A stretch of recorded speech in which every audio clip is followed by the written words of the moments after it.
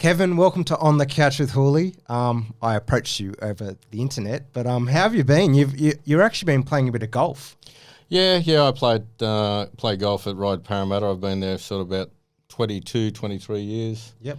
And play with your dad occasionally and see him just about every Wednesday. So not this Wednesday because we're all flooded out, but yeah. How is my actual dad Steve at golf? Because I know he loves his golfing, but he never actually tells me much about it. Is he quite good at it, or is he just? He plays all right. No idea. He plays all right. Yeah, we're both in B grade, so our handicaps are similar around that 15 mark. So no. Yeah. Where's your favourite golf course like in Australia? We'll get into the racing later. We'll just start it with a bit of golf because that's your main sport at the moment. Look, a lot of people will say the Mornington Peninsula down there in Victoria. You know, the national golf course down there is lovely.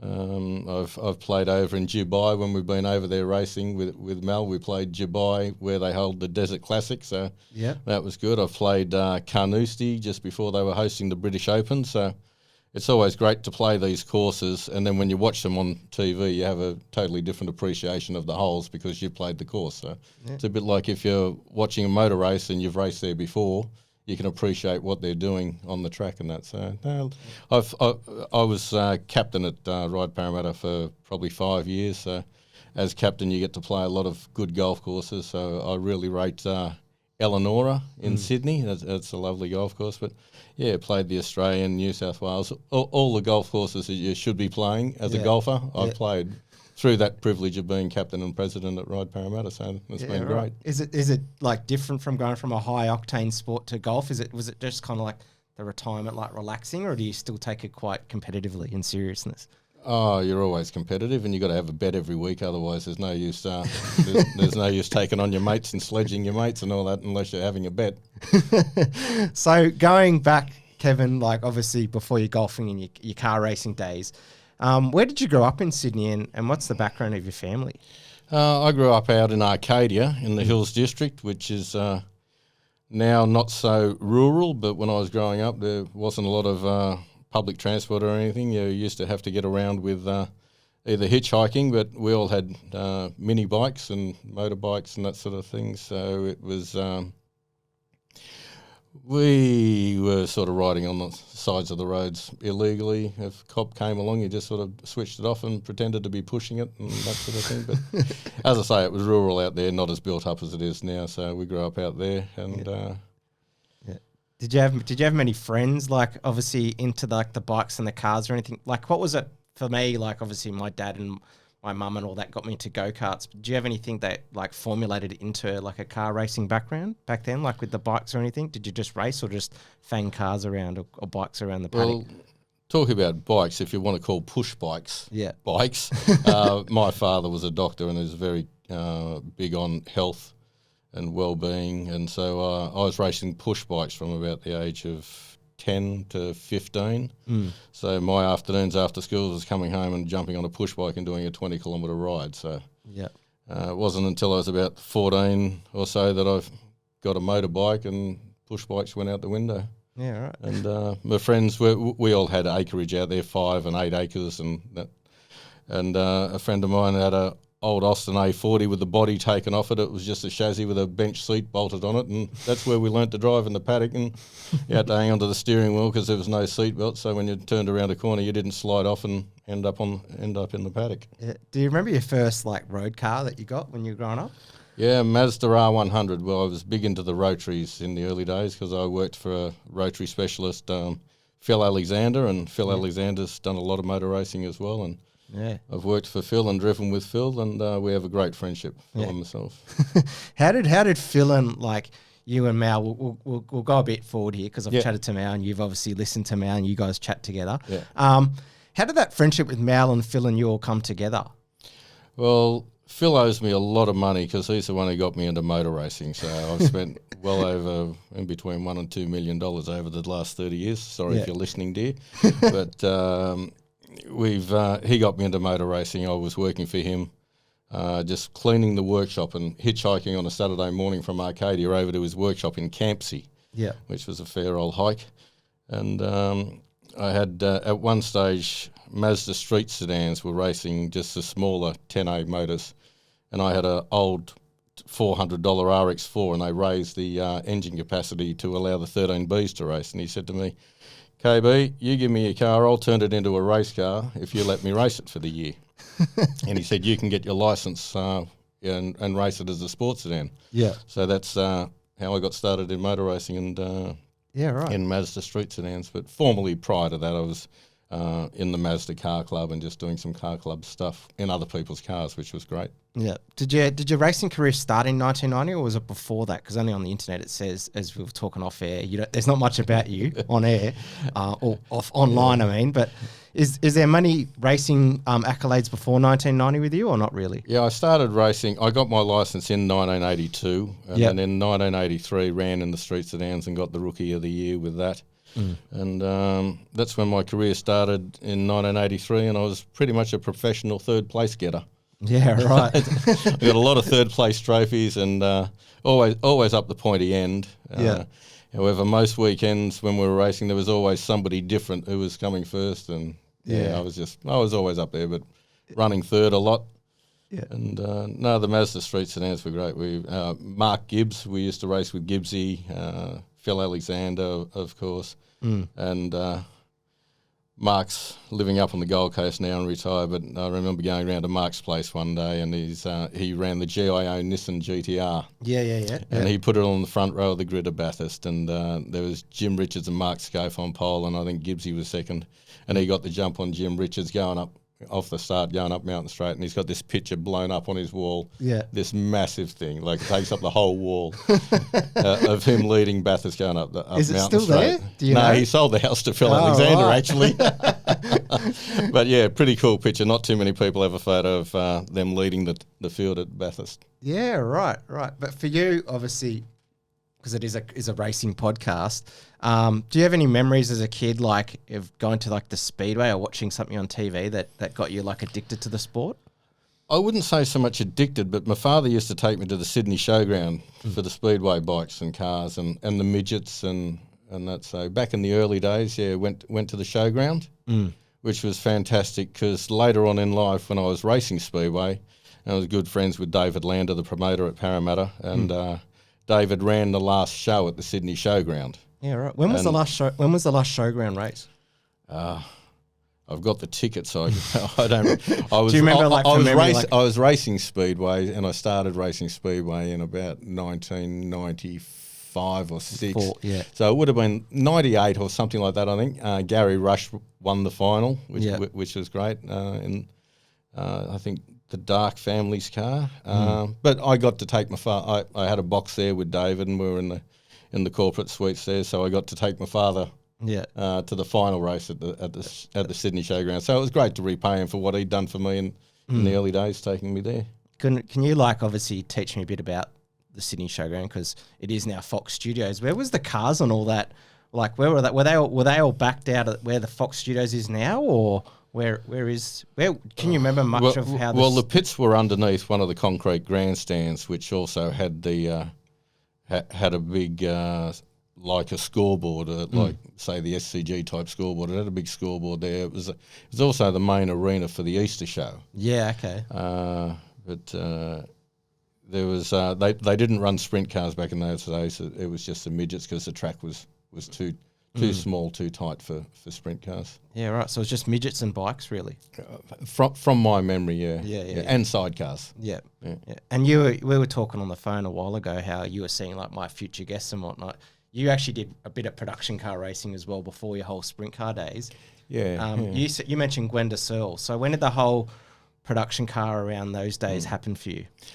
Well, I used to work in the bank, and when I was racing the street sedans, I should have had those who remember bank card before Visa and MasterCard, I should have had the big B painted on the side of my car because I had 4 bank cards, and so every payday when I got paid fortnightly in the bank, I'd pay $200 on one credit card. Yep. Next day, get a cash advance of $200 and put it on the next credit card. Yep. So I could turn $200 into $800, and that's how I did my racing in the Mazdas. But from Mazdas, there was a guy, Keith McCulloch, who worked in the motor trade. And he said, and a lot of the guys I was racing against were in the motor trade, so they said, mate, what are you doing working in the bank? Get into the motor trade and earn some real money. Yeah. And so they took me into and getting into the motor trade, and I was working with Keith McCulloch at an auction, car auctions. And we decided to go production car racing. Yeah. And we bought a little Suzuki GDI, one of the first series ones. So we raced that together, and that was basically around the beginning of the Bathurst 12 hour, the first Bathurst 12 hours. And in 91. Yeah. Yeah. Was that the same car that you used in the Winton 300? Was that the same car, or was that a different one? No, I ended up driving an Apple Tyres car in that, I think. Yeah. So you drove two different Swifts in within the 1 year, essentially? Yeah, well, Keith and myself shared this red car, and I wasn't much for sharing in the end. We tossed who was going to race at Bathurst, and I lost the toss. So therefore, I didn't like sharing a car. Yeah. So I had to go out on my own, and so we got into production car racing. And was this in the state series level at the start, and then you went to national, or was it? No, the street sedans was just state, but the production cars was racing predominantly at Amaroo Park and with the ARDC meetings, and then then later on we moved on to the production car championship. But Toyota introduced a whole heap of Corolla, SX Corollas, twin cam Corollas, and they would do a special deal for any competitor who wanted to race one of those. Yeah. And I was working for a Mitsubishi dealer at the time, and I told him that I was looking at getting a Corolla. Toyota would do a deal, and he said, well, I'll do a deal on a GSR Lancer, which sounded great. Yeah. The only problem was they were extremely underpowered. Had big brakes, handled fantastic, but extremely underpowered. So, and I started racing production cars in the Lancer. Yeah. And that's when was that your full tilt championship back then? Was that your first year, full big year of production car racing? Yeah, pretty much. But they used to have the Eastern Creek Triple Challenge, which was great, and we'd do, as I say, Amaroo Park, Oran Park. But I wasn't going into state at this stage. But the car just wasn't competitive, and it was pretty embarrassing, to be honest, because I thought my ability was a fair bit better than what the car was letting me show. So I think I came second last or last at Oran Park one day, and I said, that's it, I've had enough. And I decided I was going to buy one of the EBSS Falcons, which I ended up buying Ken Douglas's black Falcon. So let's get back to the Winfield Triple Challenge. No one on this podcast has mentioned that, and that was one of my favourite events as a kid. Fantastic. My dad, Steve, probably would have watched you with me as a kid. Yeah. But they did that recently, I think, over COVID, up in Darwin. But what did you remember about the whole Eastern Creek Winfield Triple Challenge? Like, what was the day as a competitor there when they started it? Oh, it was when you rolled up in the morning, you know. Yeah, it was fantastic because it was bikes, cars, and drag cars. Yeah, and I'd never been to drag racing. I'd always had an interest in motorcycle racing. I'd been out to Oran Park when Giacomo Agostini had come out here and raced at Oran Park. Like, a lot of people don't know that. Yeah. On his MV Augusta that Agostini came out here, but my dad took me out there. So it was great to have something else to be watching rather than what you see each week, whether it be the Formula Fords, Formula Vs, or the touring cars at the time. Just to see the bikes. But then when we were packing up, I'd never been to the drags before, and the thunder that those top fuels put, the whole grandstand would shake, the pits would shake, and it was just amazing. Did they how many top fuels did they have in Australia back then? Was there many, or was there only like 4 or 6 or whatnot? Do you remember? Well, not knowing much about drag racing, as I say. Yeah. I think there was best part of 8 cars. You know. Yeah. Jim Reed was the king of the kids. Yeah. He was sort of the Gary Rush of. Yeah, I'm going to get him on here too. Yeah. So he was the Gary Rush back then, so he would have been in the pits. And who was driving, do you remember from memory who was driving I know Scafie was in the Winfield Supercar at the time. Mm-hmm. So Jim Reed, was he in the Winfield?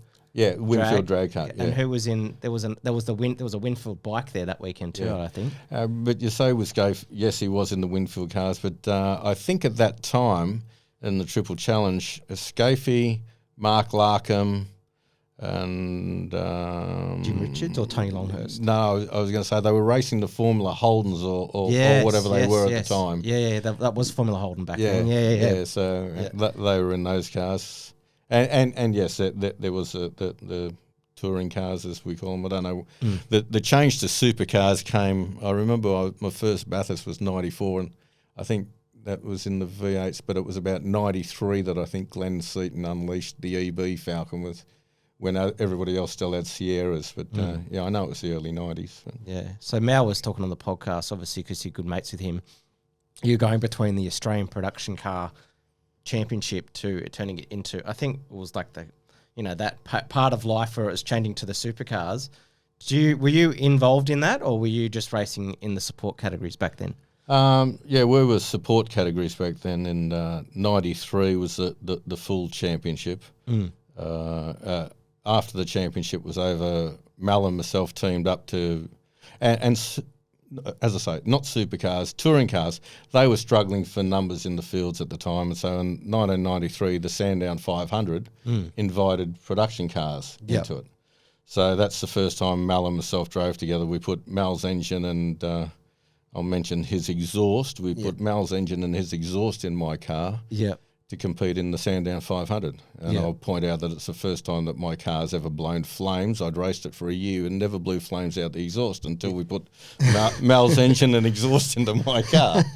But we proceeded to win our class down there in the Sandown 500 and actually came 7th outright in the supercar race. Yeah, right. Wow. I think it was Jeff Brabham and David Parsons won the race. There was Troy Dunstan and Bob Jones. They were the other three cars that first, second and third, and we were first production car and 7th outright, which in a production car and a supercar race was not bad. Troy Dunstan, that's a name that I've heard in a while. He was a pretty handy steerer, wasn't he? Yeah, he was in the Mobil Quicks yellow car. Yep. And there was Bob Jones in the Ampol car. And as I say, Jeff Brabham and David Parsons were in the Peter Jackson car. Yeah, right. Do you going back a while? yeah. But that's all right. Do you remember much of your product? Like, did you finish in your production car days between your first and your last year? Were you only around battling for the top 5, or did you get many wins, or were you again in like Speedway battling for a podium? No, we the heavy year in production cars was for the Falcons and Commodores was 1992. Yep. And I bought my car actually on my honeymoon. Bought the car, stopped in at Bathurst on the way home on the honeymoon to buy Ken Douglas's car. Yep. And that was the end of 92. And so 93, the bigger cars was basically Mal, Terry Bosanjak, myself, and another guy, Chris Sexton, I think. And once again, professional third place runner. We started the championship down at Winton, and we went out there, and I had a miss in my car that just wasn't running right. We qualified third. We rented an engine off Mel for $1,000 to use his engine for the weekend, and it still had the miss in it, so it obviously wasn't the engine. It must have been my ECU or something. So. Yeah, Mal and Boz would get pretty heavily into it, and I had the best seat in the box to watch it all happening as they're taking each other out. They both got drive-through penalties at Winton, and so I had the lead and looked like an idiot because I ended up getting caught and passed again because my car wasn't running right. But it's just one of those things, The opportunity was sort of there, and then it was then it wasn't. But we had great battles at Eastern Creek. I remember one, which is one of those stories where Mal and myself are fighting it out for pole. And I'm 1/100th of a second quicker than him, so he goes out again, and he gets 100th of a second faster than me. And then I went out again, and I got him. Whatever it was about 100th of a second, and we had a few goes at it. But it's the quickest I'd ever been around Eastern Creek because we just changed pads, and one of my good mates, Greg Smythe, he just likes to be around, help, get the fuel, polish the car, hold the fire extinguisher in a long distance race. But my head mechanic asked him, Greg, I want you to change the pads on the driver's side. I'll do the passenger side. Yeah. Anyway, Greg put one of the pads in back to front, so it was metal to metal, and they're the quickest laps I've done around Eastern Creek.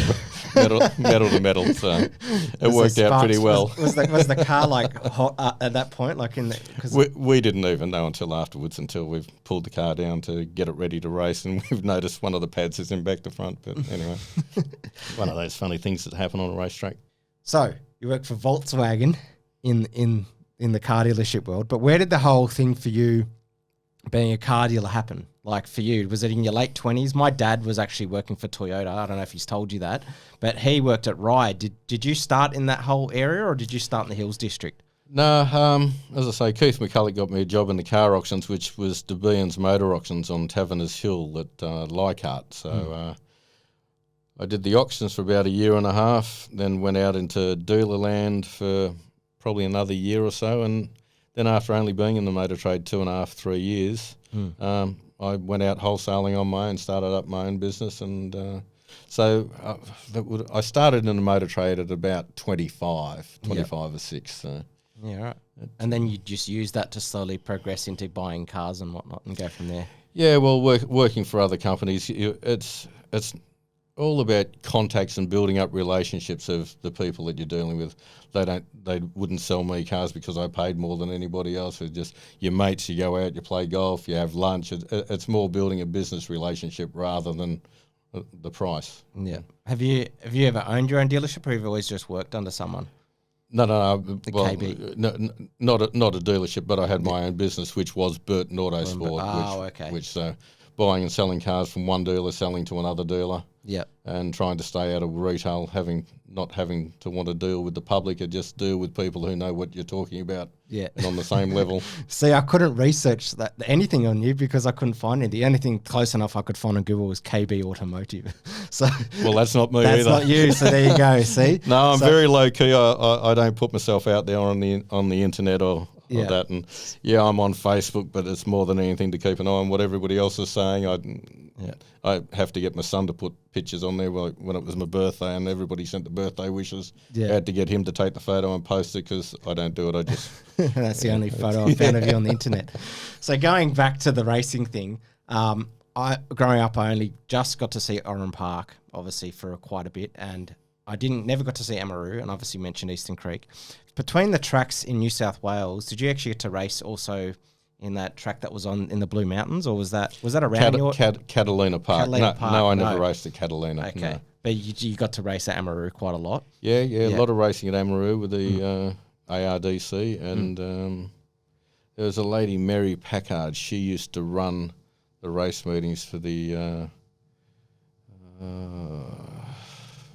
one of the racing clubs, but she was there for many years. So she got to race. So that's pretty cool. But you mean, sorry, we'll go back 10 minutes now since you asked me. But that's when I was racing the Suzukis and the Lancers. That's when I met Gwenda Searle, and when we bought the Falcon, we raced the Winton 300, and that's when a young Stephen Richards and Melinda Price were driving a Nissan Pulsar for Gary Rogers Motorsport. Yeah, that right. was the Winton 300 in about 1992. That would have been, because that was our first Winton 300. So. Do you remember much about the paddock then? For now, who are people who are like legends of the sport now? Do you remember when they were young, like Gwenda?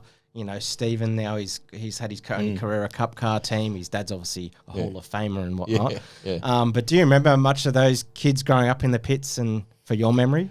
No, not that much, because, as I say, I basically keep to myself. Like, we had our pit area. We'd be in our pit area. I wasn't one of these guys to wander around the pits and, that's so-and-so, so I'll go introduce myself. I didn't go chasing people. I just, if we met in casual conversation or with somebody else, we'd have a chat and everything's fine. I didn't go putting myself out there. Yeah.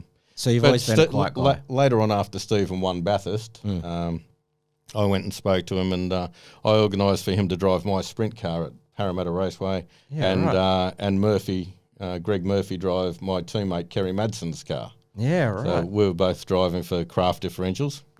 Kerry was a driver for them. I was a paying customer.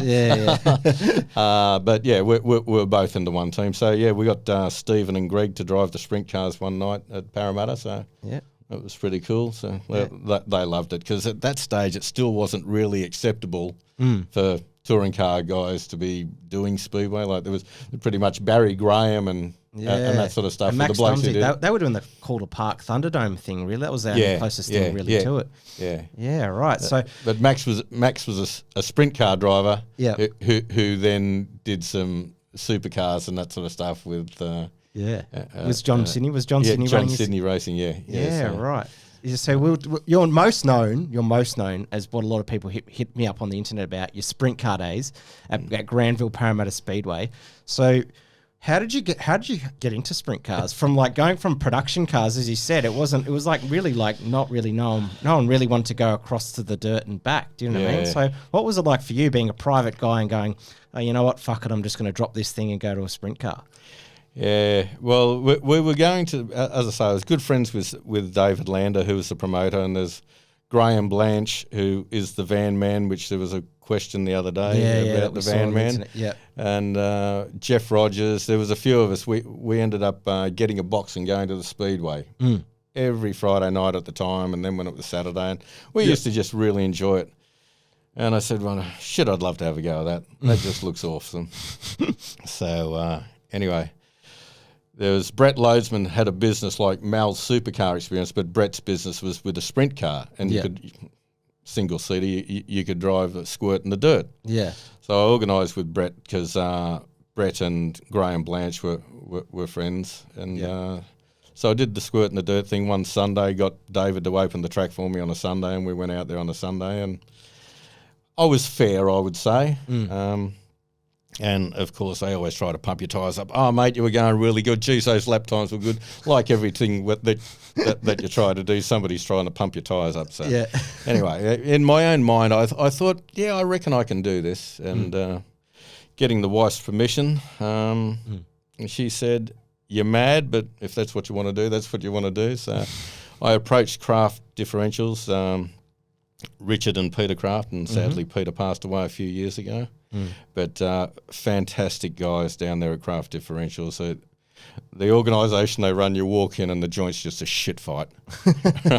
There's cars and diffs and crap everywhere, and over in the corner there's some sprint cars there, and they do a fantastic job. And there was Bill Roberts who used to set the cars up, and they had a different attitude with sprint cars. Instead of torsion bars, they'd have shock absorbers with springs, and they called them a coil-over car.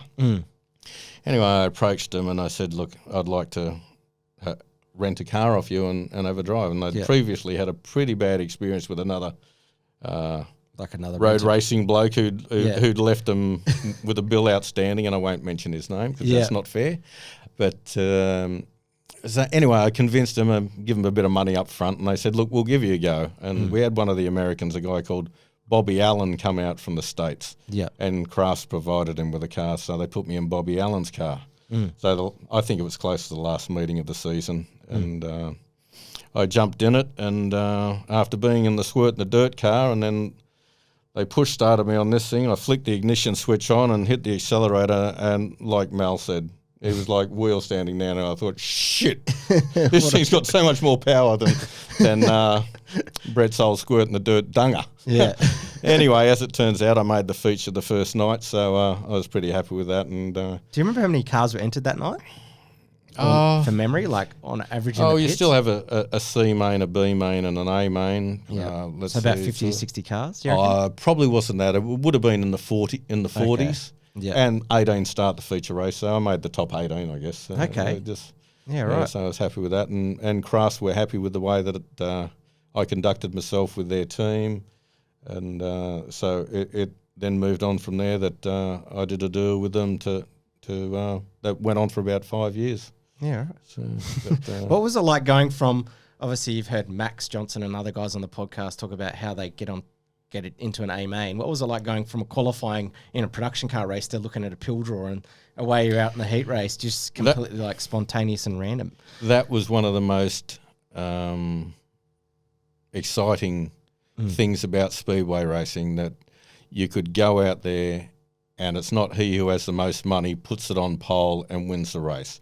You are drawn out of a hat, and if you're half worth your salt, you can win your heat races and that. So you start off the front and you can win heat races. And we used to have the big show of the year used to be the 50,000 to win show. And I was fortunate enough to draw the front row a couple of years in a row, and racing against the best quality field in Australia, and also a lot of the Americans. And both times I won heats where you get given the hat and the towel for winning a heat and that sort of stuff, which I've still got. But did you race Steve Kinzer in that back then? Were they coming out to Granville at the time? Yeah. Kinzer was coming out, and but he was amazing. Like, he'd be behind you and he'd know what your car was going to do before you knew what your car was going to do. You'd be turning into a corner and he'd already be reading what you were going to be doing before you even did it. Well, and he was amazing. Would he just go over the top and just pass you? He would pass you inside, outside. He'd pass you anywhere. Wow. Do you have any meaning? We were talking on the phone a while ago about Max Dumpsy and your crazy stories with him. Do you have many crazy speedway stories in the pits or even outside of the pits with him? Becoming mates with any of them? No, I mean, I remember my first feature race podium, and it was my first year. And this is what I mean about the beauty of speedway racing is you can mix it with the best of them.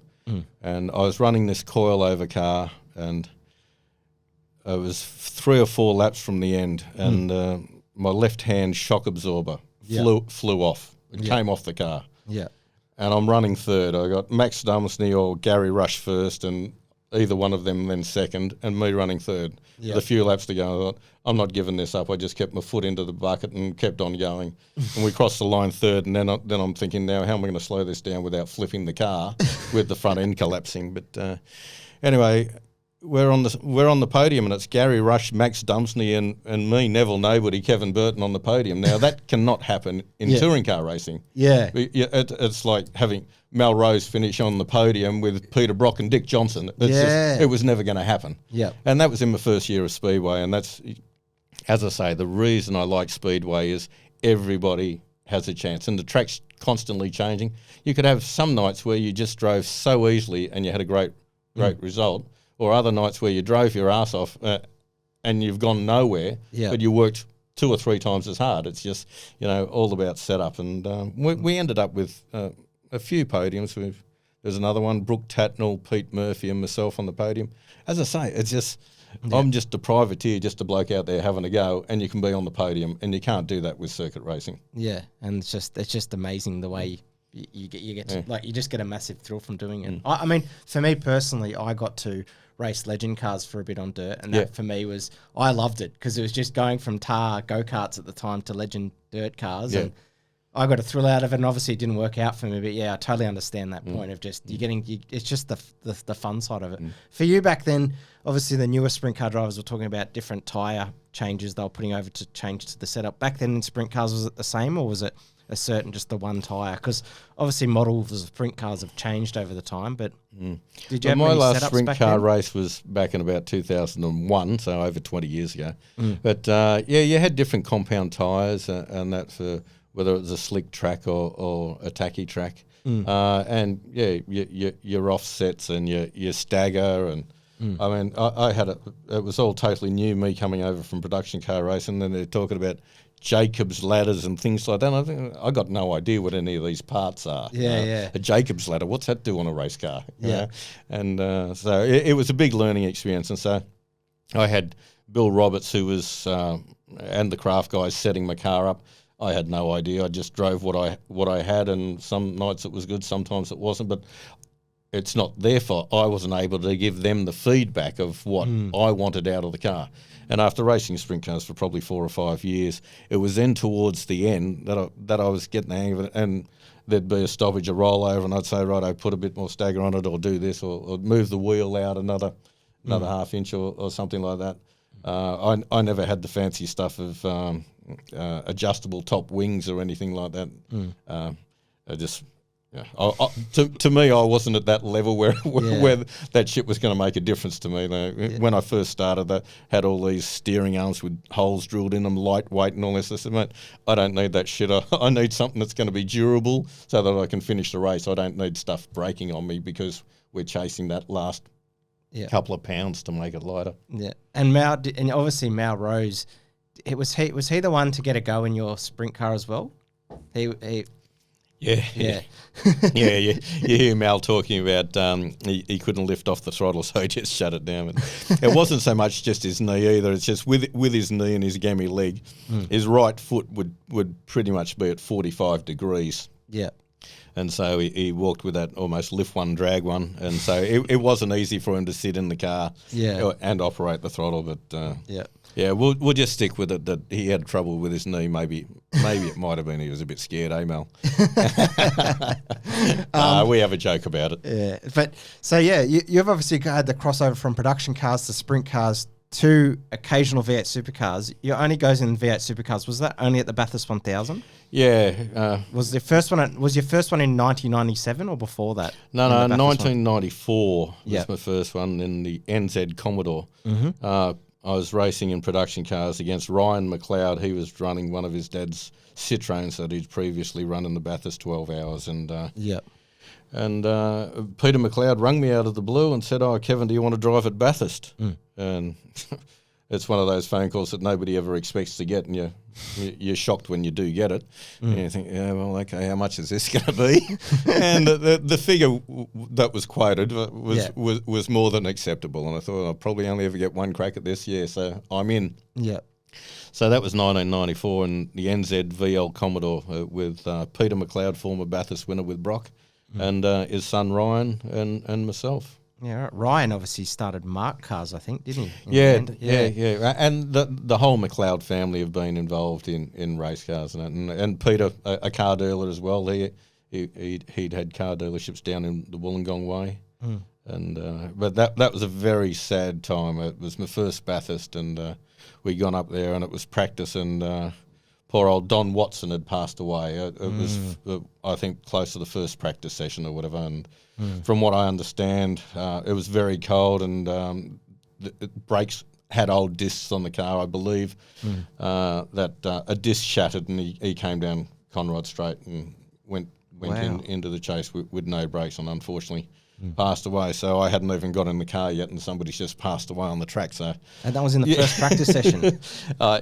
So it was a bit of a nervy start to my first jaunt at Bathurst. He's still got his company going, Don Watson Transport, today. So is it run by his wife, is it? Yeah, and we actually just 2 weeks ago came back from playing golf down in Melbourne and drove through Bacchus Marsh, and to me Bacchus Marsh is famous for Don Watson Transport. Yeah, right.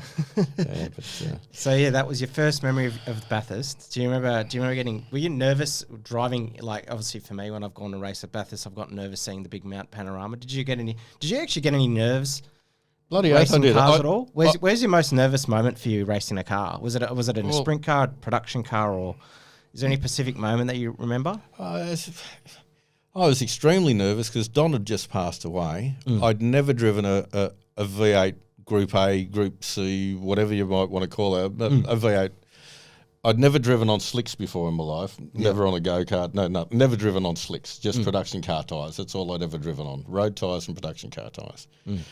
And I had no idea what to expect. It was a Getrag 5-speed gearbox, so first gear is down where the normal second gear in your road car is. Yep. So everything's all asked about going over the top of the hill, and you're going from what would normally be fourth back to third, but you're going from fifth back to fourth. I mean, it was just a whole new experience for me. Yeah. And I didn't realise how much buffeting went on when two cars are next to each other, and I heard Mal talking about it. The buffeting at Bathurst as well. Same thing happened to me. I was coming down Conrod Straight, and Larry Perkins was going past me, and he's crashed into me. I mean, what are you doing? But what it is both cars going the same speed. We've just bumped door handles and mirrors because the wind had brought us together. It wasn't he purposely hit me or anything like that. And this is over the top of the hill? No, this is coming down Conrod Straight. Oh, right. Just before the hump. Yeah. And so we're doing 280 kilometres an hour plus whatever, and we're just bumping door handles down there. And I'm thinking, piss off, get away from me, will you?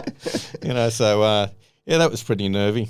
Yeah. And then having been on warm tyres when you come out after a pit stop on cold tyres, how much the car dances around until you get some heat into the tyres. So, it was a big learning experience. Unfortunately, ended up in the wall because we had the race started. Peter started the race in torrential rain, and then the track was drying off, and I'd got in the car next, and they had me on groove tyres. It's once again I knew nothing about it, and when they grooved them, they pretty much grooved them down to the canvas. Yeah, okay. Which I didn't know, or maybe they buggered it up when they did it, but. I'd done my first stint, came in, they said stay in there a bit longer, put some more fuel in, I went out again. Yeah. And we were limited budget, so limited on tyres, and I stayed out there in the full dry on these groove tyres. And as I'd come out of the cutting going up the hill, turning right, the left-hand tyre blew, spat me straight into the wall, and I'm up the top of the hill. It was just after we'd had a pace car, and I banged the wall. And anyway, you see me on TV. I'm adjusting the mirror, the interior mirror, and all that. And my missus said, "What were you doing adjusting the mirror?" I said, "I got that many cars coming up behind me. I'm not going to open the door when cars are still coming out until the whole field's gone past." Yeah. Anyway, the only saving grace to that was when I got out and I'm standing up on the wall. I think Mike Raymond and Gary Wilkinson doing the commentary, whatever. Young Ryan McLeod's put it into the wall up there, so at least I didn't get my name thrown out on national TV that it was me. But my wife watching in Queensland, she knew it was me. Yeah. You said you're talking on commentators then. You actually did a bit of commentary. Was it at the Speedway or was it at racetracks as well? No, the show Speed Week, when they were doing sprint cars, Wade Unga used to invite guests on to help with the commentary. And that was down at opposite Luna Park down there. They had the studio down there. Yeah. Greg, somebody I think was used to do Speed Week. Yeah, okay. Anyway, so I did commentary there, and I think I was pretty ordinary at it. And not long after me, Justin Maneath did it, and JJ, he just did a fantastic job, and I think he then kept on doing it with Wade for the next couple of years. Yeah. So that was my only stint at it. I just remember Wade asking me a question about and what are the G-forces like, and I froze. I didn't really know what. Oh yeah, they're really big. I thought, yeah, that went down well, didn't I? So yeah, that was the end of my commentary career. Yeah, and we're going back to the Bathurst. You and Mal Rose, you two are good mates. You finished 13th in the '97 Bathurst 1000. Do you remember much of that weekend? Obviously, there was a lot more cars back. I think there was at least 60 cars on the grid. So do you remember much of bumping into the track at the time and setting up and whatnot? And what was Supercars back then, from what you remember, to what you see now on TV? Totally different. And we went up there in '97, and that's after me and Mel had done some driving together in the production cars. And he mentioned that he had a workshop in Ray Lintott Capital Motors on Parramatta Road at Auburn, let him have some workshop space there, which was opposite my yard that I owned, my warehouse. And so we'd catch up a bit, and then he said, "Hey, KB, do you want to have a drive with me at Bathurst?" And I thought, is that phone call again? yeah, I'm in. So we went up there, and it was a great time. My wife, Helen, my main mechanic through production cars and sprint cars was Roger Lewis, who's a great friend. And Helen said, "Yeah, you can go up there and do it with Mal, but Rogy's got to go with you. I want him checking over every single nut and bolt on that car." And not that she had any doubts about Mal's crew, but she just wanted that little safety blanket to know that one of people she knew very well had checked over the car for me. Yeah. So we'd gone up there, and in the television commentary, and that there was Mark Osler commenting, saying that Mal had done the right thing. Me racing Speedway at the time had sacrificed a lot of his practice time to give me laps in the car to get comfortable around there. But this is when Mel had a few cars, didn't he? Or was this when he only had the one VS Commodore? Yeah, this was just the one VS Commodore, so that's before he'd started the supercar experience. Yeah. And this was the ex-Pinnacle car that he'd spoken about. John Cleland and Tony Scott had owned that. Oh, Tony Scott had driven that car with John Cleland.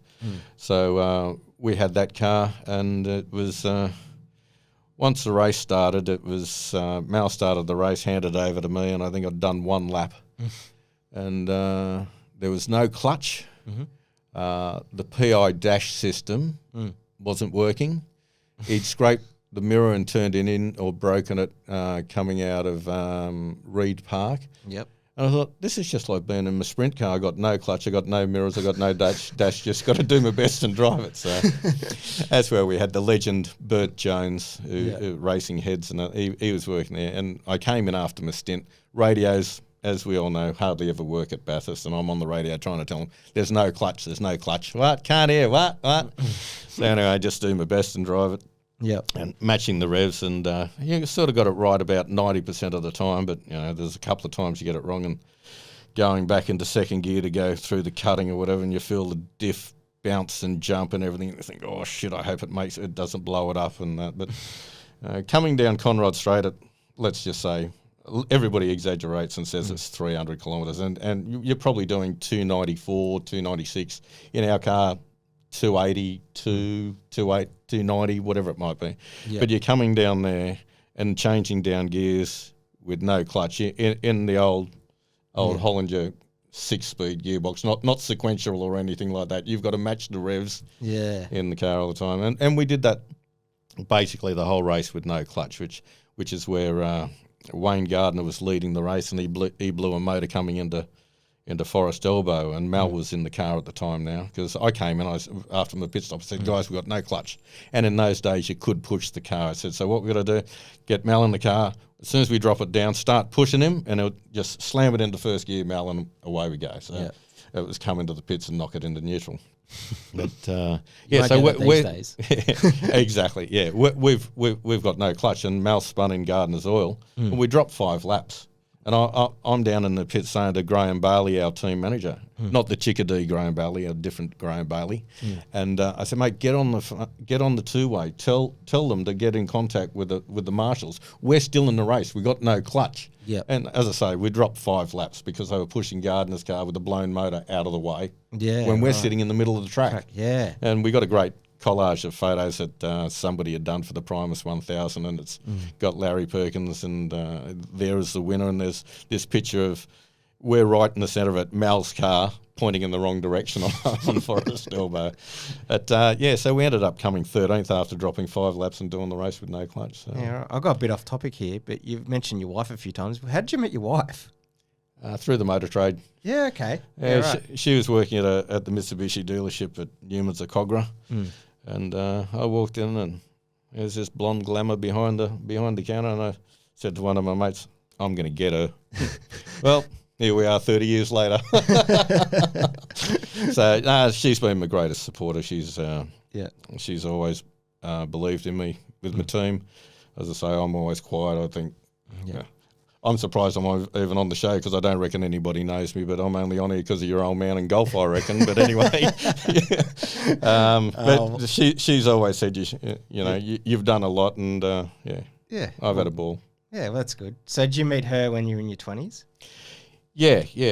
We got married in 1992. Yep. So let's see, that's when I was 31 then. So but we met. I was late 20s. So. Yeah. And you only had one son? No, 2 boys. 2 boys, okay. To my wife, Helen. Yep. And I have a daughter, Danielle, with 3 grandkids. They live in Young. Yep. And I was a grandfather just before 50, about 3 days before I turned 50. Yep. So, So going back to your racing career, we've spoken about your Bathurst thing. You actually gave a go in the the Australian GT in 2000 in the Showroom Showdown. That was the Nations Cup, wasn't it? With Ian McAllister, do you remember that? Oh, right. Yeah, I'd forgot about that. That was in a Honda. It was a Honda Integra Type R. There you go. Yeah. There you go. So I can jog your memory from that one. Yeah. No. Thanks to the internet. There you go. There is something in the internet. No, that's not in the notes. Macca lives in Young, and Macca bought my Black Falcon off me. Another car dealer, Ford dealer in Young. Yep. And we got pissed at one lunch or something one day, and he was, I'll sponsor you, KB. Yeah, we'll go and do this. We'll do this. Yeah. ring him a couple of days later. Oh, did I really say that?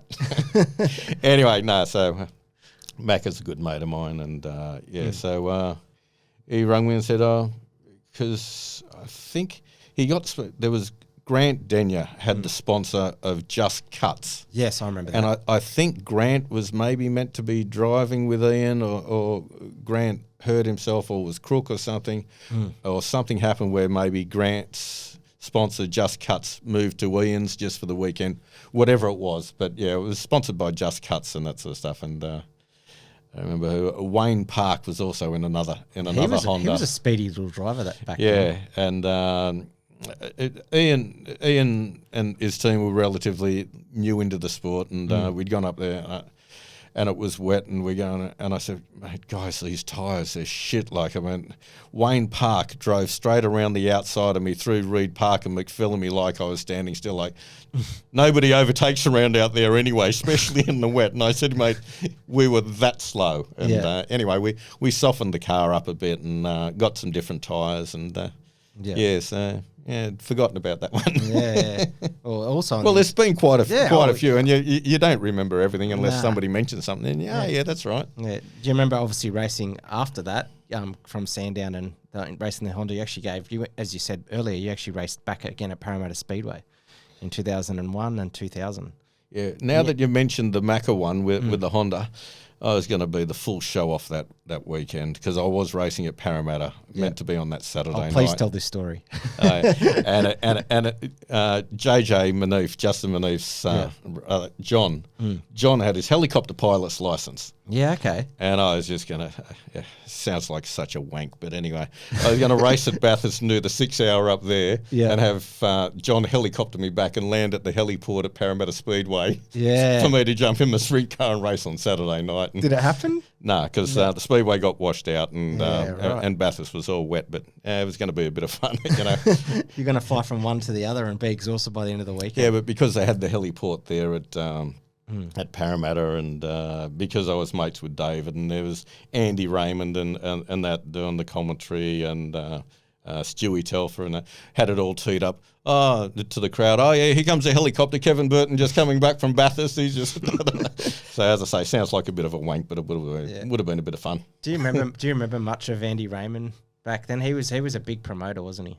It was his dad, Mike. Mike Raymond, Mike and Steve. Andy's his son. Yeah. No, I knew Andy back when he had hair. Andy got into rugby league commentating. That's why I'm getting confused between the two. Mike Raymond was the one that's what I was talking to. And Channel 7 Motorsports. Mike was Mr. Motorsport. Yep. And and Bill Roberts, who was the one that I mentioned before with the sprint cars, he married Mike's daughter Lyndall. Was privileged enough to go to their wedding, and unfortunately, as we all know, Mike passed away also a few years ago. But nice family. Went to Andy's place for dinner one night, and his wife at that time, Vanessa, she was a Speedway guy's daughter. Yeah. The Speedway people, they really are fantastic. Like, to come over from the road racing to Speedway, and the way that everybody's so friendly, everybody's there to help each other. You know, you tear your car up, everybody comes running from every other team to get in and help and get you back out on that track. And when I first came over, I was sort of seen as a bit of a silver tail. Who's this bloke coming over from road racing, and he's just renting his crowd and all that sort of stuff for doing all the work. But to me, to set up in a sprint car operation, by doing the deal I did with Crafts, I just paid them, for want of a better word, a management fee, because I owned my sprint car. Well, me and the Sander, and I'll tell you about that in a minute. Yep. But I didn't have to buy a tow car, didn't have to buy a trailer, didn't have to have a quad bike, didn't have to have any of the special tools, none of that. Like, that's a big investment. And by doing it the way that I was doing it, all I had to do was turn up with my race bag, race, and they take it away and bring it back next week. So I did look like a shovel nose. Yeah. But let me tell you, there's a lot of people doing it now. They think it wasn't such a silly idea, because somebody else has got the investment, so it helps the people who've already got the investment. And they, in a fashion, rent their services out. So it works quite well. But when I say about my sprint car, me and a Sander owning it, we'll go back to the Falcon days. And Mal talking about how he got all his bank loans. Yeah, I love these type of stories. Yeah, well, this one, when I bought the car off Ken Douglas, it was actually Ted Robinson Race Developments owned the car, and Ken drove it for him. I rung Ted, and I was going to finance the car. So I had to get the registration number and the chassis number, and he gave it to me all over the phone. And either he read it out wrong, or I didn't understand what he was saying, but it was JG23 MR. Yeah. And it had Victorian Reg EOU 016. So I got that finance through AGC for $35,000 or whatever it was, and car turned up, and I got it registered in New South Wales. Then I noticed, because when I was getting it registered, I noticed the chassis number was NR, not MR. Yeah. I thought, years ago, So anyway, I then went to a Sander Finance and financed it in New South Wales with the New South Wales registration and a different chassis number as well. So I now owed $70,000 on this $35,000 car. So that was probably a little illegal to have two encumbrances on the one car. You had number 50 in sprint cars. Was any number symbolic for you for your car racing? You just didn't care. You just hop in a car and go. No, I had number 50 through my production car days, unless it was a 12-hour where they weren't always sort of... Well, I wasn't able to have 50 one particular year because Peter McLeod was running an RX-7 sponsored by Slick 50. Yep. So that makes he had sense. dibs on number 50, so I had number 20 for that. But no, I had number 50 through all my production cars, and so it was available when I went to Speedway in the sprint cars, so I was able to have that one then. And that's what I did with the Sander when I bought the sprint car. Do you remember the chassis that you ran? Did you always run one particular chassis in sprint cars? No, the first year was the Grizzly, which was Bill Roberts' chassis. And so... was that an Australian-built chassis? Or Bill built them, and that was the coil-over one. Yep. So that was the number that I gave the Sander, GRIZ, a whole heap of zeros, and number 50 at the end. And but it had on the contract, this Grizzly sprint car, racing car, and Sander were happy to finance it. So, yeah, right, wow. Back in the good old days when you could finance anything. So, and I ran the coil-over car for the first year, and as I say, first podium with that. And then I felt that I wanted to be on a level playing field with everybody else who had torsion bar cars. So the Crafts or Bill, whoever, sourced an Eagle chassis for me, which I then went to torsion bars and Max things like that. Dunty was running them, or I think he still does. Does he? Yeah. Yeah. So you went to that Eagle chassis? Yeah. So that was good. As I say, we got another couple of podiums. But we went to the States. There was Brett Lozeman and myself, old jump jet, and. Oh, you actually went to America to race in sprint cars? No. Oh, no. Brett had won a series that they put on at Parramatta, the Don Steen Plant Hire Series, and the winner of the series ended up getting two tickets to America. Yep. Staying at Anaheim, going to Disneyland and that. Okay. And Brett and myself and David Lander and a few people were out at the Vicar of Wakefield pub at Dural playing two up one Anzac Day, and he's saying, got this trip coming up. I said, mate, who's going? He said, I don't know yet. I said, well, mate, you've got all the tickets and the accommodation. I'll pay for any other accommodation or whatever, and we'll go over there together. Yeah. So anyway, we did that. We turn up at the airport, and we're going for 3 weeks. And I'm struggling to keep my luggage under the 32 kilos. I've turned up, and I got it at about 31 and a half kilos and weigh in. Lozeman turns up, throws his bag on, it's 1 kilo. Hey, what are you doing? He said, I just got one bag inside another bag. You buy everything over there, it's cheap in the States. Here I am, I'm lugging around 30 kilos, and he turns up with 1 kilo bag. We were the odd couple. I'm pretty organised and anal with having everything tidy on my desk and that, and he's just a grub. So he was Oscar and I was Felix as we're touring around America. The odd couple. Are you still mates with Lozeman? Yeah, absolutely. Yeah. Do you still have a beer with him and whatnot? No, we don't catch up that often, but we talk every now and then. He's another car dealer. So yeah. Okay. We're all in the same business, but we went over there and. There's some stories there at some of the speedways. So finishing your speedway career, you kind of had done that. You gave about, I think, 5 years off, and then you got into, obviously we were talking about with Mal Rose. You come back to Mal and you start the Mitsubishi Mirage. No, sorry, it was the Holden Commodore first in 2006, I think. Do you remember? No. Was that your first one with Mal? No, it wasn't. No. You were right in the first place. I was right in the first place. Okay. Yeah, I stopped Speedway in the 2000-2001 season. It was David Landers finishing up at the Speedway. Yep. And I wasn't sure if I was ready to retire or not, so I got a young guy, Warren Ferguson, to drive my car. He was without a drive that particular year. I said, Warren, you jump in the car. Yep. I'll sit back and I'll watch and I'll see if it kills me or not. Yeah. And he did a couple of race meetings, and I thought, no, I'm comfortable. My two boys were getting a bit older, and it was time to give up being selfish and racing and having all the fun myself. And we'd bought a boat a couple of years earlier, and we were spending a bit of time on the boat. So it was time to retire and get a bigger boat and spend more time with the family. And so we did that. And 3 years later, Mal rings me and says, KB, we're going to Germany. I said, what? He said, no, we're going to go and do the Nürburgring 24-hour. I said, mate, I haven't raced in years. I said, I haven't had my CAMS license since when did I race with Ian McAllister? You're telling me it was 2000, it was before, around then. It was 2000 actually, 2000. Yeah. So I hadn't had my road racing license for then, and you need an international license, which I did have at the time.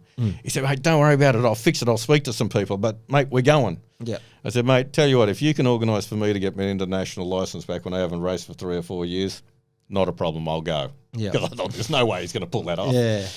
Anyway. Talking about Mal here, though. Yeah, exactly. So, as it turns out, you give CAMS $500 and they'll do anything for you type.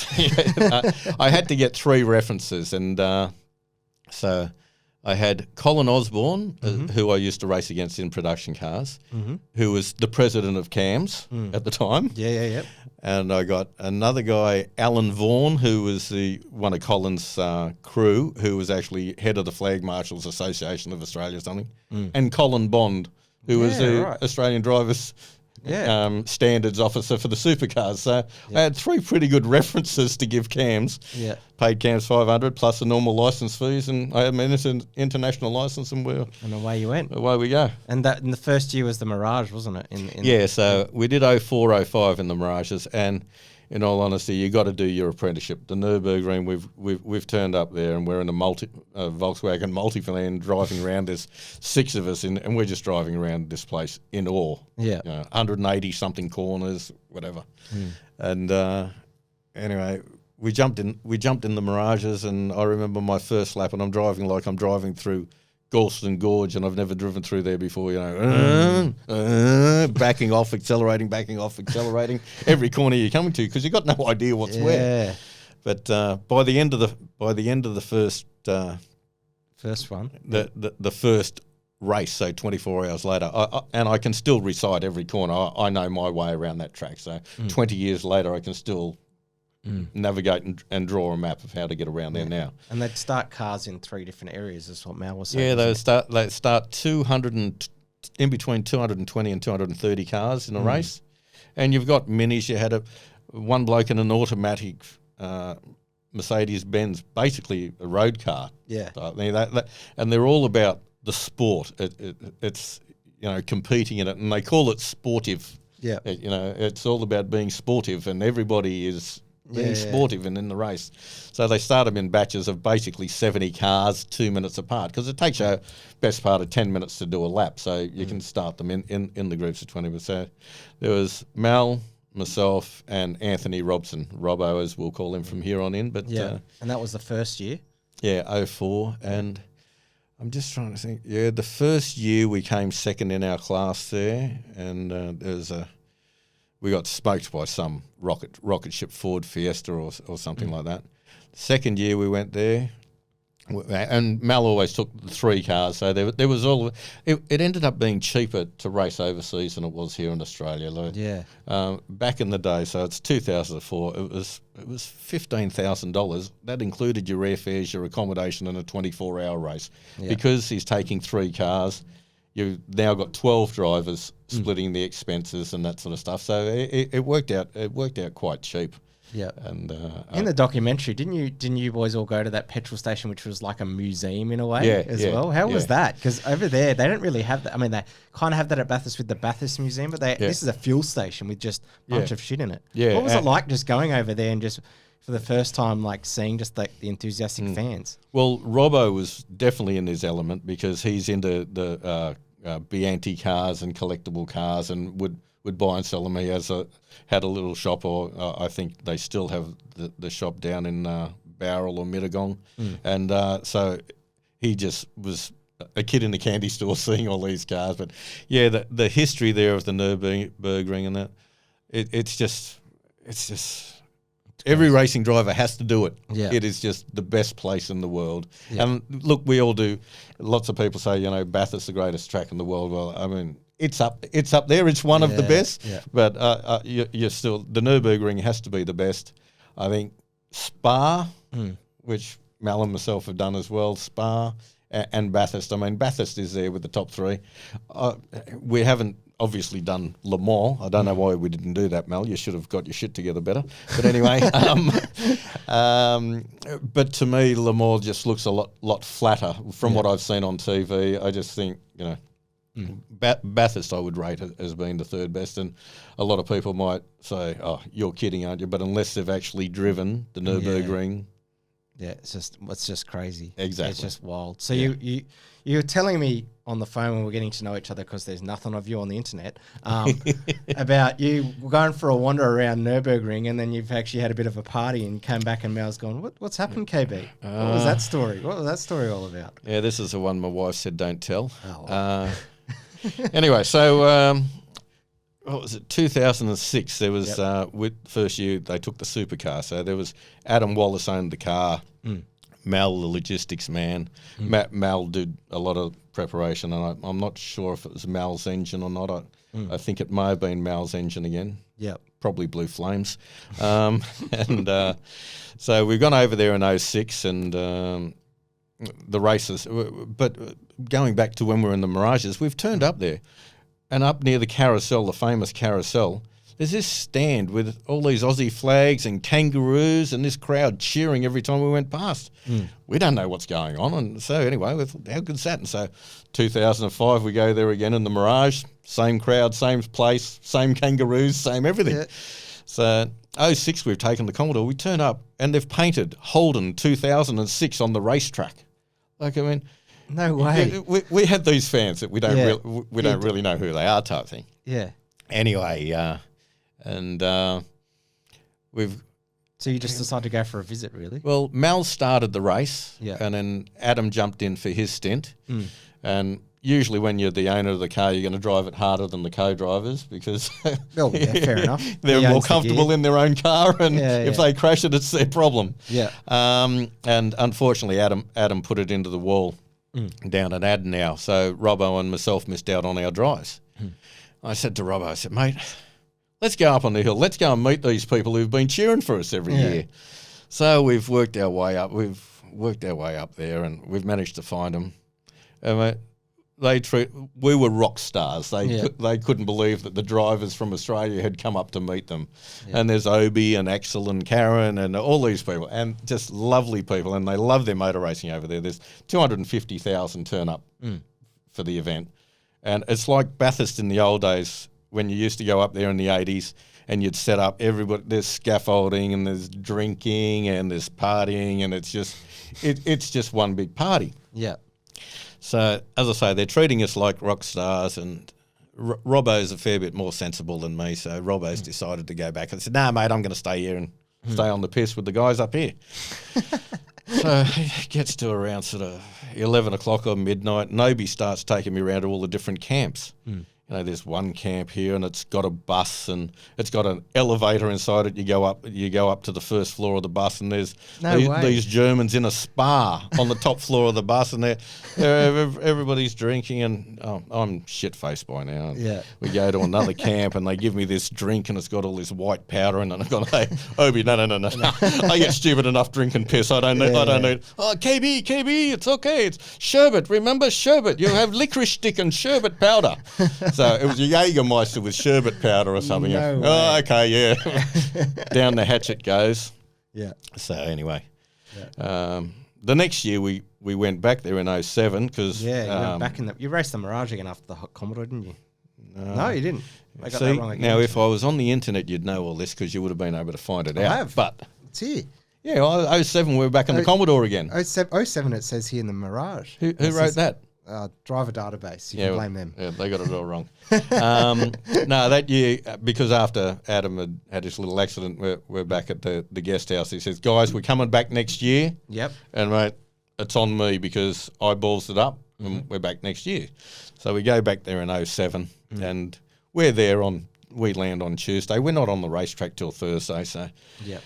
I said, come on, Robbo, we're going up the hill. We'll go and meet the guys. And some of the crew came up this time. And so there was about... Was this when the documentary was getting filmed as well? No, the first documentary was in 2004. Yeah. And Stewie's done a lot of different versions of it. But and I don't know, I haven't listened to all of Mal's podcasts, but when they did the original one, they did a release of it at the cinemas at North Ryde. Yeah, right. And in gold class cinemas, and we're all there. Mal says, KB, look, that's Warren Willing. Warren Willing's turned up. He's paid money to come and see us idiots over in Germany. Like, this guy's a superstar, and he's come to see us turkeys. So that was a real kick for us, and unfortunately another one who's passed away. Yeah. But yeah, so a few of the team, we all went up there, and I stayed up there and a bit longer. And anyway, the next morning I'm walking up to the guest house. Mal's out on the balcony. Nice early morning, 7:30. KB, good to see you. Been out for a walk, mate. Keeping fit. You ready to go? I said, what are you talking about, man? Piss off. I'm just getting home from last night. You know? So I'm hungover like a bastard. And anyway, he thought I was being keen and conscientious, which I do take my motor racing very seriously. But we weren't on for another couple of days. So yeah, well, that's it. That's why I mentioned it, because in the documentary that was mentioned in Mal's podcast, he was saying that you guys had a fair few days, to just chill and relax. Yeah, so, that was my chilling and relaxing. That was 100%. Nothing wrong with that. As long as you sober up before the racetrack, you're all good to go. Yeah, absolutely. So. Yeah. Do you said before when we were chatting off air as well on the phone that you came back for one event, I think, was it at Winton that you said to me that you've done one race since you kind of gave it up? Well, after 2007 in the supercar, Mal kept on going back. He went back a couple of times with, the next year with Peter Loomis and Tony Alford, which was Mr. Donut King, with plenty of money. And me and Robbo were just about out of bullets, I reckon, so we were out. But in 2009, Mal rung me. He'd set up a few drivers to drive at the Belgian touring car series, a 12-hour race at Spa. Yep. I actually did get a few of these phone calls. I'm pretty impressed now. He rang me. He said, KB, there's a seat over here. Get your ass over here. Pay for yourself to get over here, and you can have a drive. He said, I'm not going to let these blokes have a third each worth of drive and get half a drive or whatever. Like, I'd prefer to put you in the car. So I had some Qantas points. I just jumped on the plane, went over there, and I think we came second in that one. We were leading, but 2 laps from the end, we blew a tyre, and a little Toyota Yaris beat us. Like, imagine being beaten by a Yaris. And I mean, that's before they had Gazoo Racing type thing. Yeah. But we came second there. So my last race was 2009 in Belgium at Spa. And my good friend Phil Alexander, as we were talking before, and I'll give him a plug here. He has a business called Raceaway Track Time. Yep. And for any young person or old person, it doesn't matter, who wants to go motor racing, who just thinks they can't do it, you can. Raceaway Track Time has the cars. You can rent them quite cheaply. Phil gives you the tuition. They do a lot of racing at Wakefield Park and Marulan. But he also has a business called The Road to Bathurst. So you can just turn up. You've never driven before. He will tutor you through, and you can then be racing at the 6-hour race at Bathurst and that sort of stuff. It is a brilliant thing for any young bloke or old bloke. So we were down, it was Phil's daughter's engagement party, and we were down there, and we used to race at Lakeside back in the Pulsars, because after the Falcon, they went to front-wheel drive under 2.5 litre cars, so I got a Pulsar then. And we raced up at Lakeside, and I like my music, and especially my Aussie music, and I remember racing around there and singing to myself, Lakeside, Lakeside, Lakeside, Aussie crawl song, as I'm hooking in, and we're racing around to the championship, and every racing driver knows that all the stupid shit you think or do or sing or whatever when you're driving, especially in endurance racing. But anyway, he's saying, we're going up to Lakeside, they're going to do a 12-hour race. He said, why don't you come up? I said, no, mate, I'm done. Mate, I haven't raced for 10, 12 years. And he said, we're going to do Pulsars again, just like the old days. I said, mate, no worries. Next day, we're driving home from Barrel, and my missus says, why don't you do it? I said, what? She said, well, you're 60 this year, be that your 60th birthday present or something. Give yourself the present. I said, well, look, you're ring Phil. If you can set a deal up where it's not stupid money, I'll do it. So anyway, she rings me back. Yeah, deal's done. You're racing. So I ring Phil. I said, mate, what about the license? He said, mate, you just jump on this website and it's called Races or something. Yeah. And I said to him, so we always used to talk about these drivers who, where'd you get your license from, a cornflakes packet? Yeah. I said, is this the cornflakes packet website? He said, pretty much. He said, all I did was put my name and address and something else, pay $25 and I had a license to go in this race. Really? I couldn't believe it. But this is how easy it is. Yeah. And we were the wrong people to be in this race, in all honesty. Yeah. It is for novices, and we went up there and they were novices. Yeah. We really shouldn't have been there, but it was a great event. And I had no idea. It's not actually a 12-hour race. It was a 6-hour timed session on Friday and a 6-hour timed session on Saturday. You're not actually racing. Because insurance-wise and all that. So it's like a regularity. So a clock watch starts at a certain time and it finishes at a certain time, and whoever's done the most laps gets given a trophy. So it's technically not a race because of insurance and that. Yeah. So we go up there and Phil, watch is going to start at 10 o'clock. We'll let you on the track at 9:30, but the clock will start at 10 o'clock. I haven't been in a car for 12 years. Phil says, I'll just go out, I'll set it up, I'll make sure that I'm happy with it. Anyway, he's late getting in the car, gets in at about 9:45, and then does a few laps. The flag drops. So here's me still waiting to just have a couple of loosener-uppers. Yeah. And so about an hour and a half into the race, he comes in, right, I jump in. So anyway, away we go. And look, I was really happy because within about 2 or 3 laps, I was matching Phil's times and that sort of stuff. And so for not having done it for so long, I was happy to still be competitive.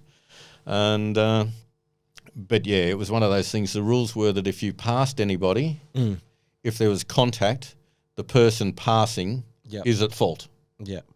So I went through the loop down the end of the straight, and there's a guy in a Corolla, and he was way offline. As I say, it's novices, which is great that they've got somewhere to go. So I'm going around the outside of him, and I get hit in the back door. I was past this guy. I didn't even look behind, and he's just driven into my back door. So I get a drive-through penalty. In my whole racing career, I'd never been black flagged, never had a drive-through penalty, no disciplinary action with stewards, nothing. Yeah. So anyway, got a drive-through penalty. Go back out there, and it was so good to go out there again, but good to have these other guys have an opportunity. And as I say, anybody who wants to go racing, you can go racing. It's not that hard. These blokes, they had their Corollas. It's like a cheap car challenge. The classes were cars at up to $1,000 Red Book value and up to $2,000 Red Book value. They were the classes of cars. Yeah. So I mean, it was great, but it was a little bit dangerous for the total inexperience of a lot of them. But it was great to go back up there. So that then was when I thought, I've just paid this to do this. No, I think I'd prefer to spend my money going down to Queensland or Queenstown in New Zealand playing golf with the boys and having a good time. I think I'm cured. Yeah. So. You don't have any expectations to go back to cars after that now? Is that kind of... No, I had that one go and I enjoyed it, and I thought, but no, I'm happy with my decision that I'm retired. And did your boys ever want to go racing at all, or are they into other sports? They might have wanted to, but I wasn't going to encourage it. I had trouble paying for my own career, let alone theirs. Do they watch car racing or anything? Do they have any favourite sports though, your sons or anything, or not really? Yeah, the eldest son's soccer. Yep. The youngest son, he's into the bikes. He works at Bike Biz at Parramatta, who, strangely enough, did end up sponsoring Kerry Madsen when Kerry was my teammate. And, so my son's ended up working there as a service advisor. He's into the MotoGP and the bikes and likes bikes. But they both had a turn at golf.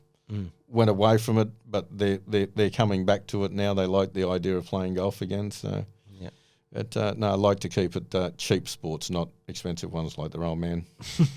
Well, Kev, thanks for coming on the podcast. I much appreciate it. And my dad was the one who hinted this podcast. So I'm sure you're more well-known than playing golf with my dad. And, thanks for coming on. Thanks for having me.